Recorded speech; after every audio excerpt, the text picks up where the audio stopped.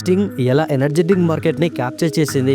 Pepsi గమనించింది ఏంటంటే మార్కెట్లో కేవలం రెడ్ బుల్ మాత్రమే ఒక సక్సెస్ఫుల్ ఎనర్జీ డ్రింక్, కానీ దాని ప్రైస్ ₹110 ఉండేది. అండ్ స్ట్రాంగ్ టేస్ట్ వల్ల అప్పర్ క్లాస్ కస్టమర్స్ మాత్రమే కొనేవాళ్ళు. అందుకే పెప్సీ బ్రాండ్ స్టింగ్ అనే పేరుతో ఒక ఎనర్జీ డ్రింక్ కేవలం ₹20కే తీసుకొచ్చింది. ఫ్రూటీ టేస్ట్తో లాంచ్ చేసింది. ఇక students, young employees and even delivery boys అందరూ స్టింగ్ తాగడం స్టార్ట్ చేశారు.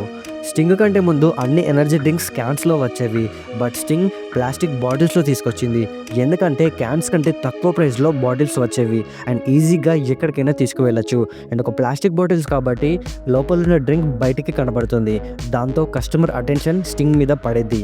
Red bull gives you wings అని ఒక ఇంగ్లీష్ ట్యాగ్లైన్తో అడ్వర్టైజ్ చేసింది, కానీ స్టింగ్ మాత్రం ఎనర్జీ కావాలంటే స్టింగ్ అని ఒక సింపుల్ ట్యాగ్లైన్తో అడ్వర్టైజ్ చేసింది. ఇక పెప్సీకి ఉన్న డిస్ట్రిబ్యూషన్ నెట్వర్క్తో ప్రతి కిరాణా షాప్లో, పాన్ షాప్లో, ధాబాలో అండ్ ఈవెన్ షాపింగ్ మాల్స్లో అన్నిటికీ డిస్ట్రిబ్యూట్ చేసింది.